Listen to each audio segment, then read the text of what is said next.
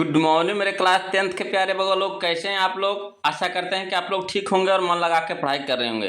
तो बगो लोग आज हम लोग देखने वाले हैं, है ना, सोशल साइंस में राजनीति विज्ञान यानी पॉलिटिकल साइंस का भी ऑब्जेक्टिव करने वाले हैं बगो लोग, है ना। तो इसमें हम लोग चैप्टर बाय चैप्टर चलेंगे, है ना। चैप्टर बाय चैप्टर ये हमारा ऑब्जेक्टिव क्वेश्चन होगा बगो लोग, ऑब्जेक्टिव क्वेश्चन होगा। तो चलिए चैप्टर नंबर फर्स्ट देखते हैं बगो लोग, चैप्टर नंबर फर्स्ट देखते हैं हम लोग।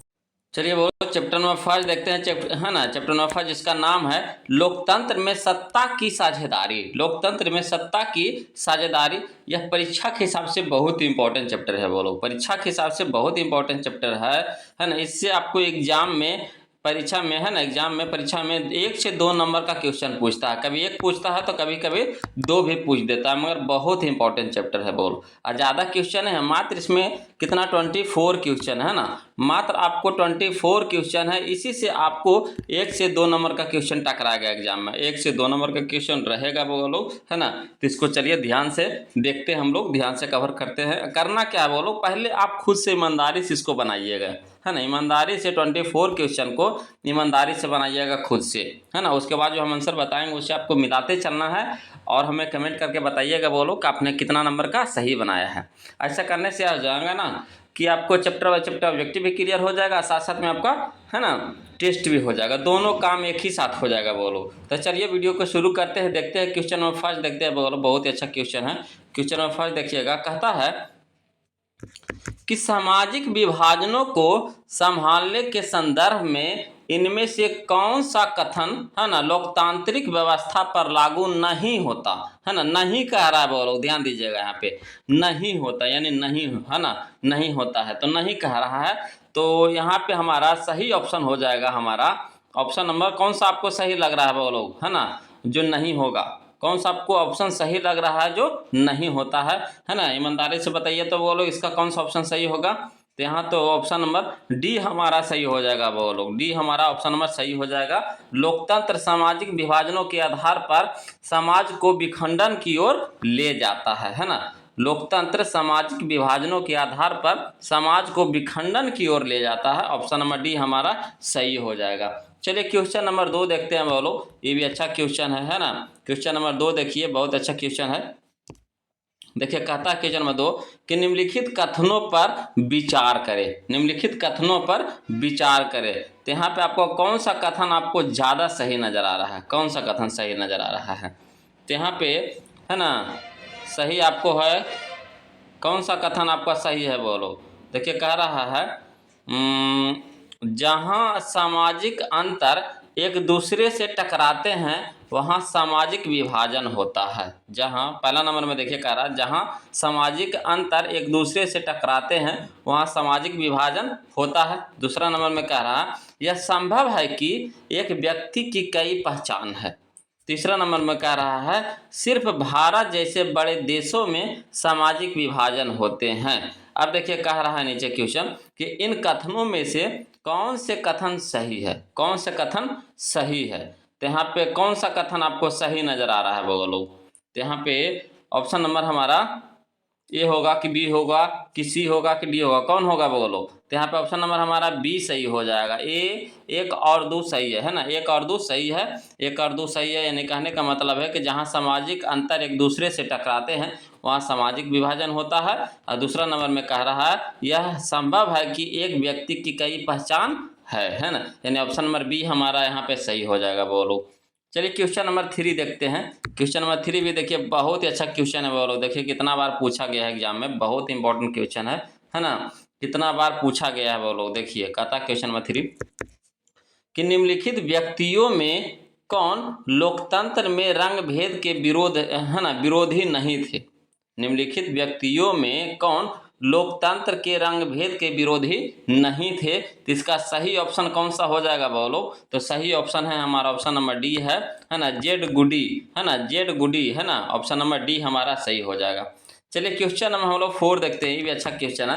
कहता निम्नलिखित का मिलान करें, मिलान करने के लिए कह रहा है बोलो। तो बताइए इसको कैसे कैसे मिलाइएगा, ईमानदारी से इसको मिलाइए तो बोलो किस कैसे कैसे मिलाइएगा। तो देखिए पाकिस्तान किसको मानता है बोलो, तो इस्लाम को मानता है, यानी ए का होगा ब होगा, है ना। हिंदुस्तान, तो हिंदुस्तान हमारा धर्मनिरपेक्ष देश है ना। तो ये हमारा हो जाएगा अ हो जाएगा, है ना। हिंदुस्तान का अ हो जाएगा, यानी धर्मनिरपेक्ष। इंग्लैंड तो है ये है बोलो, है ना। इंग्लैंड का हो जाएगा सा हो जाएगा, है ना। प्रोटेस्टेंट, है ना, प्रोटेस्टेंट्स इंग्लैंड के हो जाएगा, है ना। तो ये हम लोग इसको मिला लिए बोलो। एक पाकिस्तान का हो जाएगा इस्लाम, हिंदुस्तान का हो जाएगा धर्मनिरपेक्ष, इंग्लैंड का हो जाएगा प्रोटेस्टेंट, है ना, अस्टेंट, प्रोटेस्टेंट, है ना। ऑप्शन सी का हो जाएगा सा हो जाएगा। चलिए क्वेश्चन नंबर हम लोग 5 देखते हैं बोलो। क्वेश्चन नंबर 5 देखिए, भी अच्छा क्वेश्चन है ना, 2018 में पूछा था बोलो। चलिए कहता है क्वेश्चन नंबर 5 कि जब हम लैंगिक विभाजन की बात करते हैं तो हमारा अभिप्राय होता है, क्या होता है बोलो। तो होता है, इसका सही ऑप्शन हो जाएगा हमारा ऑप्शन नंबर बी हो जाएगा, समाज द्वारा स्त्रियों और पुरुषों को दी गई, है ना, असमान भूमिका, है ना। समाज द्वारा स्त्रियों और पुरुषों को दी गई असमान भूमिका, है ना। ऑप्शन नंबर बी हमारा सही हो जाएगा। चलिए क्वेश्चन नंबर हम लोग 6 देखते हैं बोलो। ये भी अच्छा क्वेश्चन है, देखिए कितना बार पूछा गया है ना। बहुत इंपॉर्टेंट क्वेश्चन है बोलो। कहता भारत में औरतों के लिए आरक्षण की व्यवस्था किस संस्था में है। भारत में औरतों के लिए आरक्षण की व्यवस्था किस संस्था में है। तो वो बोले इसका सही ऑप्शन हो जाएगा हमारा ऑप्शन नंबर डी हो जाएगा, है ना। ऑप्शन नंबर डी हो जाएगा, पंचायती राज व्यवस्था में, पंचायती राज व्यवस्था में। चलिए क्वेश्चन नंबर 7 देखिए बोलो। चलिए क्वेश्चन नंबर 7 देखिए बोलो। कहता है सांप्रदायिक राजनीति के अर्थ से संबंधित निम्नलिखित कथनों पर गौर करें, है ना। सांप्रदायिक राजनीति के अर्थ से संबंधित निम्नलिखित कथनों पर गौर करें। सांप्रदायिक राजनीति किस आधार पर आधारित है। तो इसका सही ऑप्शन हो जाएगा हमारा ऑप्शन नंबर ए हो जाएगा बोलो, एक धर्म दूसरे से श्रेष्ठ है ना। एक धर्म दूसरे से श्रेष्ठ है, इसी पर आधारित है। चलिए क्वेश्चन नंबर हम लोग 8 देखते हैं बोलो। क्वेश्चन नंबर 8 देखिए, है ना, ये भी अच्छा क्वेश्चन है। देखिए कहता है क्वेश्चन नंबर 8 कि भारतीय संविधान के बारे में कौन सा कथन गलत है ना। भारतीय संविधान के बारे में कौन सा कथन गलत है। तो इसका सही ऑप्शन हो जाएगा हमारा ऑप्शन नंबर बी हो जाएगा, यह एक धर्म को राजकीय धर्म बनाता है। यह एक धर्म को राजकीय धर्म बनाता है ना। ऑप्शन नंबर बी हमारा सही हो जाएगा यहाँ पे, है ना। चलिए क्वेश्चन नंबर हम लोग 9 देखते हैं बोलो। कहता धर्मनिरपेक्षता का क्या अर्थ है। धर्मनिरपेक्षता का क्या अर्थ है। तो इसका सही ऑप्शन हो जाएगा हमारा ऑप्शन नंबर सी हो जाएगा, सर्वधर्म समभाव, है ना। सर्वधर्म समभाव, है ना। ऑप्शन नंबर सी हो जाएगा। चलिए क्वेश्चन नंबर हम लोग 10 देखते हैं बोलो। क्वेश्चन नंबर 10 देखिए, कहता है कि भारतीय संविधान के बारे में इनमें से कौन सा कथन सही है। भारतीय संविधान के बारे में इनमें से कौन सा कथन सही है। तो यहाँ पे हो जाएगा हमारा ऑप्शन नंबर ए हमारा सही हो जाएगा बोलो, यह धर्म के आधार पर भेद की मनाही करता है। यह धर्म के आधार पर भेदभाव की मनाही करता है ना। ऑप्शन नंबर ए हमारा सही हो जाएगा। चलिए क्वेश्चन नंबर हम लोग 11 देखते हैं बोलो। कहता सांप्रदायिक राजनीति आधारित होती है। सांप्रदायिक राजनीति आधारित होती है किस पर बोलो, तो धर्म पर। ऑप्शन नंबर ये हो जाएगा, है ना, धर्म पर। चलिए क्वेश्चन नंबर हम लोग 12 देखते हैं बोलो।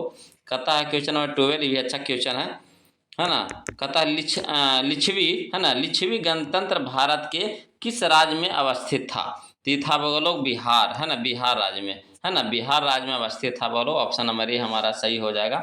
चलिए क्वेश्चन नंबर 13 देखिए, कहता है धर्म को राजनीति से अलग नहीं किया जा सकता। धर्म को राजनीति से अलग नहीं किया जा सकता, यह किसने कहा था। तो कहे थे बोलो महात्मा गांधी ने। ऑप्शन नंबर ये हो जाएगा, है ना, महात्मा गांधी ने कहे थे। चलिए क्वेश्चन नंबर हम लोग 14 देखते हैं बोलो। क्वेश्चन नंबर 14 देखिए, बहुत अच्छा क्वेश्चन है, 2019 में पूछा है। कहता है कृषि कार्य में महिलाओं की भागीदारी है। कृषि कार्य में महिलाओं की भागीदारी है। तो इसका सही ऑप्शन हो जाएगा हमारा ऑप्शन नंबर बी हो जाएगा, 40%, है ना। कृषि कार्य में महिलाओं की भागीदारी कितनी प्रतिशत है बोलो, तो 40%। ऑप्शन नंबर बी हमारा सही हो जाएगा। चलिए क्वेश्चन नंबर 15 देखिए, कहता अर्थशास्त्र पुस्तक किसने लिखी थी। अर्थशास्त्र पुस्तक किसने लिखी थी, तो कौटिल्य ने लिखी थी बोलो। ऑप्शन नंबर बी हो जाएगा, कौटिल्य, है ना। चलिए क्वेश्चन नंबर हम लोग 16 देखते हैं बोलो। चलिए देखिए बोलो क्वेश्चन नंबर 16 देखिए, भी बहुत अच्छा क्वेश्चन है, 2023 में पूछा गया है। कहता है एनक्रूमा है ना, एनक्रूमा कहाँ के राष्ट्रपति चुने गए? एनक्रूमा कहाँ के राष्ट्रपति चुने गए? तो चुने गए थे बोलो घाना के, है ना, घाना के। ऑप्शन नंबर सी हो जाएगा घाना। चलिए क्वेश्चन नंबर 17 देखिए बोलो, कहता है निम्नलिखित में से किस समुदाय के, है ना, ब्रुसेल्स में, है ना, बहुमत का गठन किया गया? निम्नलिखित में से किस समुदाय ने ब्रुसेल्स में बहुमत का गठन किया गया? तो इसका सही ऑप्शन है हमारा ऑप्शन नंबर बी हो जाएगा, डच भाषी समुदाय, है ना, डच भाषी समुदाय। भी बहुत अच्छा क्वेश्चन है बोलो, 2023 में देखिए पूछा गया था। चलिए क्वेश्चन नंबर 18 देखिए बोलो, क्वेश्चन नंबर 18 देखिए, ये भी अच्छा क्वेश्चन है ना, 2023 में सब पूछा गया है बोलो। कहता है सरकार के उच्च और निम्न स्तरों के बीच, है ना, शक्तियों के विभाजन को कहा जाता है। सरकार के उच्च और निम्न स्तरों के बीच शक्तियों के विभाजन को कहा जाता है। क्या कहा जाता है बोलो?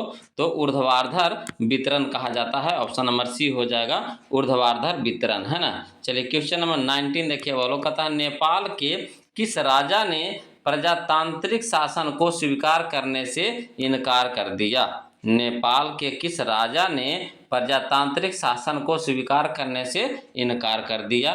तो इसका सही ऑप्शन हो जाएगा हमारा ऑप्शन नंबर सी हो जाएगा बोलो, राजा ज्ञानेंद्र, है ना, राजा ज्ञानेंद्र ने।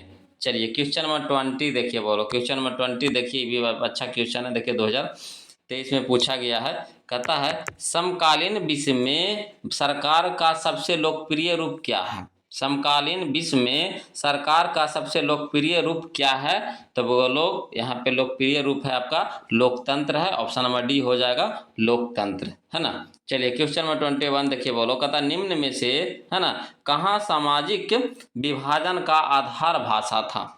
है ना, निम्न में से कहाँ सामाजिक विभाजन का आधार भाषा था?